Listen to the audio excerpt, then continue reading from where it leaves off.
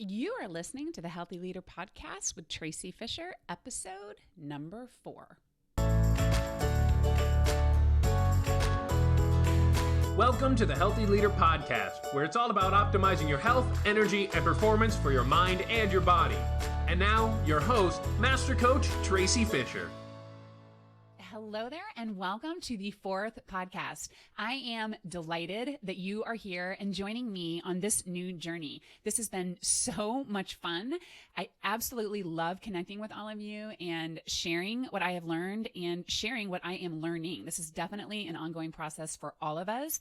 And so today I am stoked because this podcast is all about action and why we don't take it, even if we know it is the right action. So this is a super exciting topic because so many people make plans and then they either don't even start the plan or they start and then they don't follow through consistently. And this is a very common theme that I talk about with many clients. And we all go through this. We think, okay, I'm going to have a super healthy and strong body. So I'm going to get my booty to the gym and I'm going to cut out all the junk. And then the alarm goes off and you think about how late you were up and that you just need a few more minutes of sleep. And then before you know it, you don't have time to go to the gym. And then later on in the afternoon, you're dragging and you just need some energy to get through this project. And so you're headed to the vending machine. Or maybe you're ready to make a sincere change to your work hours, right? And you're determined that you're going to spend more quality time with your family. And then that other project gets thrown your way. Or you say yes to something that you knew that you should have said no to. So this happens with our eating habits, with our exercise routines, with work-life balance, procrastination, relationships, with all of it. We know we want to make changes, but then we don't, or they don't stick. And what often ends up happening is that people just get tired of trying. Someone said to me the other day that they have lost and gained the same 1,000 pounds over their lifetime and that they were just tired of even trying. So I want to share with you today a subtle yet powerful way that you can shift your approach and shift the way that you think about action and really share a different way to think about taking your action. And the bottom line here is that action takes place on 3 planes, if you will. And we generally only focus on one of them, and that is the physical action that we take. And of course, that is key. We are physical organisms. We are susceptible to energy laws, to physics, to thermodynamics. And in order to create change, we have to take action. And honestly, that is where the diet, exercise, wellness, self-help industry is focused on that action piece and creating fun and improved ways to take that action. We have so many fantastic tools that we can utilize. We've got the mirrors, we have online trainers, courses on time management and ways to track our sleep and our movement and our stress levels. And it sells because we are physical organisms who have to take action. And it can also become really overwhelming. We get stuck or caught in the questions. Should I do strength or cardio first? Should I cut out all sugars? And does that include fruit? What carbs can I eat? Which ones can't I eat? Should I use the 1-minute manager or atomic habits, or what is the best way to manage time? I just had somebody ask me, do you think that yoga or jujitsu is better? And it is awesome that we have so many different modalities and ways to care for ourselves. I love the technology and the increased focus on taking care of your brain and your body. And as I said, we can get caught up in all of that and feel overwhelmed. And that can be a place of being stuck. So we just don't start, or we say a new way of doing things when the old way was working just fine. So for you to get clear and precise about what it is that you need to do given your lifestyle is key. And the last podcast was really all about that action piece and how to actually put together a quick, concise, and relevant plan for you given your schedule. So it was basically how to organize your actions so that they are in alignment with what is most important to you. And there's a simple process for that. It helps cut through the overwhelm and the BS and decide what actions will quickly get you to where you want to go. So I created a very quick 1, 2, 3 system that simplifies everything because it can be overwhelming to figure out what you quote unquote should be doing. So for sure, decide your action plan. It does not have to be huge. It can just be one physical action that you are going to do because so many of us are overachievers and want to do things perfectly. But the perfect thing is to choose, is to decide one right action. So that could be turning off your cell phone when you walk in the door so you can be present and spend quality time with your family. It could be cutting out desserts or cutting out excess sugar. It could be drinking alcohol only on Wednesday night at bowling or on Saturday nights. And so when I ask people to go through this particular process, the emphasis is that you are the expert of you.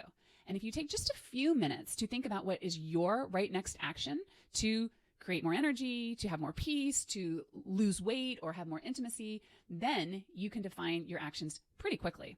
And here is where it gets really fun. Because most of the time, we just focus on that physical action piece. It's like the Nike slogan, just do it. Figure out what the action is and then get it done. And then we stop there, and that's where we focus. And I will tell you that there are people who find success doing that. I know that my dad was one of those people. He would decide to cut out desserts, and then he would do it. Case closed. You'd offer him his very favorite Oreos and milk, and he'd be like, no thanks. That's it. Wasn't even tempted. He was committed. Once the decision was made, that was it. But for the rest of us humans, sometimes it's not that easy. And especially when it comes to a particular habit or action that we have been circling around for a long time. It could even be years.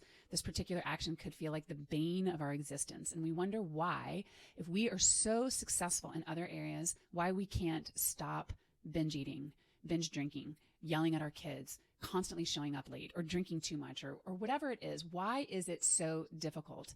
And we can end up very easily in a state of overwhelm and over desire and feel like we're failures. But here's the good news. My dad had this piece figured out, even if it wasn't conscious, and I want to share it with you. And it has to do with going beyond the physical action plan and using the physical action plan to be aware of another action that is happening simultaneously that many of us are not aware of. And that is the action of our brains. What is going on in our minds? What thoughts are we thinking when it comes time to turn off Netflix, to get started on a project, to say no thank you at grandma's birthday party, or to order a salad?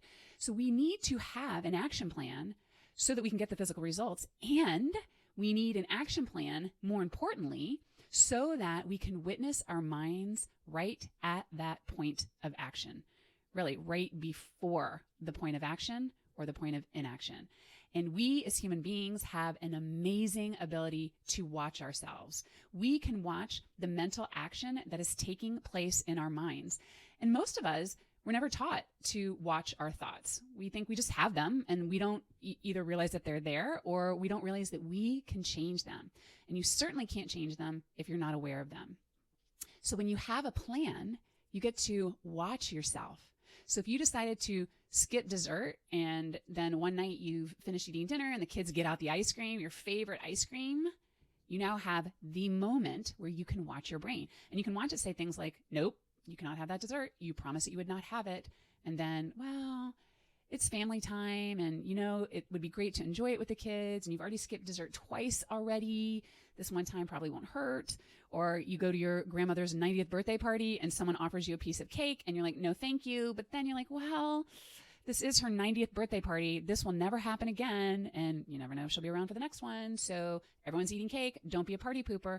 And these thoughts are happening all of the time. And they are especially powerful at those decision points, at those moments when you are trying to change your habits. And then what happens is later on, you're like, thinking, why did you even do that? Why did you taste that cake? You have no willpower. You ended up having 2 whole pieces. You have no self-control. You keep trying and you keep failing. You're never going to get this done. What is wrong with you? And then, well, you know what? You already blew it. So you might as well enjoy the rest of the weekend. And those thoughts and that conversation loops around and around and around. And that internal mental action is what we want to be aware of. That mental chatter is fascinating. I am rereading one of my favorite books right now. It is called The Untethered Soul. And the author is Michael Singer, and he does a great job of explaining this narration piece. He calls it your inner roommate. And as a matter of fact, we are discussing this internal dialogue quite a bit in the Healthy Leader Inner Circle this month because we're focusing in on communication, external communication, and also internal communication. And it is fascinating to witness your own thoughts. So I highly recommend this book, and I will include a link to it in the show notes. And the bottom line is that you, the real you, your meta awareness, is capable of witnessing that conversation. So you have an action plan, or what I call a protocol, in order to see what that voice is saying to you. And it is that voice that ultimately will rule your consistency of action, and that will determine your motivation and your discipline. And so I want you to know that when it comes time to take your action, to follow through on your plan, that voice will always, always, always have something to say about it. There will be a judgment, an analysis. There will be a discussion about why you should not follow through.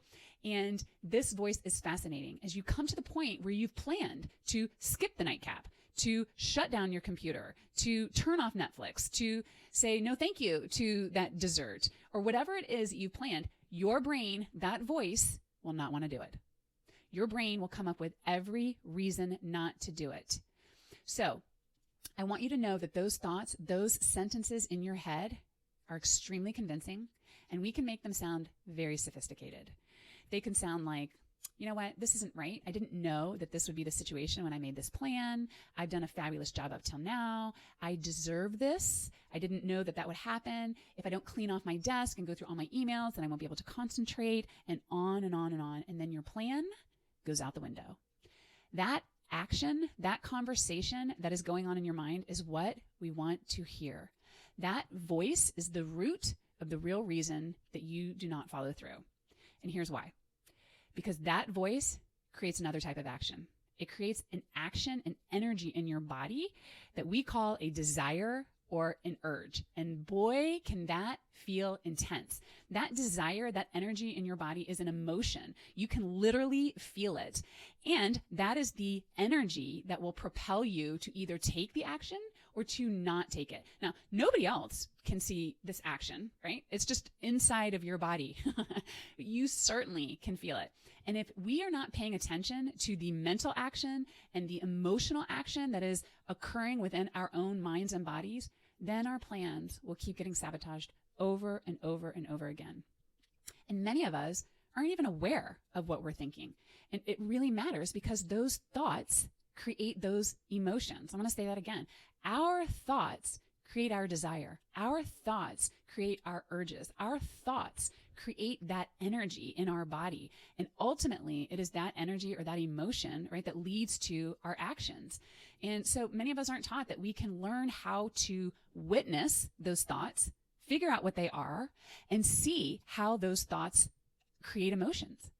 And so when you're focused on making changes to both your mind and your body, mentally, emotionally, and physically, so that you can lead your life and lead others at your very best, then you are able to follow through on your right action. So in order for you to remember this, I want you to think about the acronym T, as in a cup of tea, and it stands for thoughts, emotions, and actions. And of course, notice that action piece is at the very end, because the cause of your actions, the energy behind your actions, are your thoughts and your emotions. And this is the piece that people generally gloss over when they don't follow through. They think that they're not following through because they are inadequate, or something is wrong, or the situation is wrong, or they don't have enough willpower or enough discipline. But if you can pinpoint exactly what your thoughts and emotions are at the moment of decision, the moment of action, well, then you have some really, really good information. You know who you are being in that moment. And I use the word being on purpose. It's not just about the doing piece, the action piece, but who you are being on the inside, what you are thinking and how you are feeling. And so when you are aware of that, then you get to notice how your thoughts do influence your emotions and how your emotions influence your actions. And you get to see that exact cycle, that TEA cycle. And this is one of the most important and most empowering things that you can do. I want to give you an example of a client who also was telling me that they had lost the same weight over and over and over again. And he knew that when he cut out late night snacks and walked in the morning, that the weight would come off fairly consistently, right? And he also knew his own history. He knew that he would be good for a couple of weeks or even for a couple of months, or until he reached a certain weight. That's very common for people. And then things begin to slide. And even though he knew what to do, when he came to me, he was like, I'm not doing it. I'm not following through. I cannot get myself to do it. He would write out his plan. He would set aside the time in the morning. He would schedule it out, and he would have the whole plan to start. And then when he came time to do it, nada, right?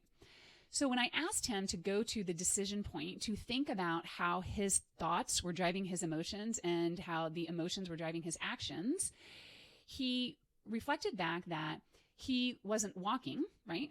And the reason that he wasn't walking is because the alarm would go off and he would just roll over and hit snooze. And so we went to that moment in time and I asked him, well, what is going on in that moment? And he said, I don't know. I just don't want to get up. So think about that. I just don't want to. That is an energy. I don't feel like it. I have the urge, the desire, the emotion, which is very powerful, to stay in bed. And that emotion, you don't wake up with that emotion, right? That emotion comes from a thought. And so I asked him, hey, so what are you thinking at that moment? And it took a little bit to figure it out, but he eventually said, you know what I'm thinking is that this isn't going to matter, right? That I've tried this before and it's not going to matter. So why bother? I might as well get this sleep. And so now we know that the root cause of him not getting up is not that he was sleepy or that he hadn't gotten enough sleep, but that he was thinking that it just wouldn't work. And so when we are aware of that, we can catch that thought, and that's where we can change it. And then when we talked about the night eating piece and what was the energy or the emotion driving that, he figured out that when he was on late night calls or doing emails, that he was bored and that he just really wanted a little entertainment, a little pick-me-up. And he would say to himself, you know what, you work hard, you deserve it, one won't hurt. And of course, when you have those thoughts, the urge or the desire to eat grows. And so it's easy to see why people get stuck, why they keep getting stuck in that same cycle. And so then we were able to change those thoughts, change the energy, and change his action. And that is the secret sauce, right? Because people normally just focus on the action piece. They start to get uncomfortable for one reason or another, and then they change the plan or they decide that it's not worth it. And if we are always trying to change our actions without changing the thoughts or the emotions that are driving the action, there's just going to be struggle, right? Because we constantly will have to work against our own emotions. And that is why, for so many of us, change is difficult or frustrating. So that is why we do not take action. It has to do with our thoughts and our emotions. It does not have to do with the external environment. It has nothing to do with our own history. It has everything to do with our current thoughts and emotions. And I promise you, I have seen this thousands and thousands of times, that when you take the time to really understand why you are taking action or not taking action, then you can change it. Right? It does not mean that you have to go back to your childhood or to a past relationship or do some serious deep digging on a therapy couch. It just means that you have to pay attention to your current thought, the thought right in that moment, and pay attention to the energy, to the emotion that that thought is creating. And that is the secret to taking consistent action. Now, it takes practice, right? Because your brain has been trained to think in a certain way, right? You've been thinking a certain way for a long time. So as you go through this process, as you witness the action on the mental and emotional and physical level, as you do that simultaneously, cut yourself some slack, right? This might be a new process for many of you, and it might just be easy peasy for some of you. Regardless, know that when you begin to look inside of your mind and to see what you are thinking and become conscious of your inner action, when it comes to changing anything in your life and you ask why you're doing it, then you have the most valuable information of all. So I want for you to practice paying attention to your TEA cycle, to those 3 layers of action. Start seeing how your thoughts influence your energy in your body and how that influences your action. And I will share also a download in the show notes where you can see this TEA cycle right in the middle of the Wellbeingness Model. And I dove into the Wellbeingness Model on the first episode, and we are going to continue to talk about it because this is the way that it works. So I want you to be patient with yourself. Give yourself a chance to witness, to understand, to see what is going on multiple levels. So there you go. That is the practice of taking your right action, the practice of following through. And I would love to hear how it is going for you. I hope that you enjoyed this podcast. It has been my pleasure to be with you and to be in this process with you and to share with you the practice of being the healthiest, most energetic, and highly performing leader that you can be. So go forth and create with your thoughts, emotions, and actions your most amazing day. Hey there, if you are ready to take your well-beingness to the next level, come visit thewellness.coach where I've got lots of free resources. And make sure that you type in thewellness.coach, not .com, and I will see you there.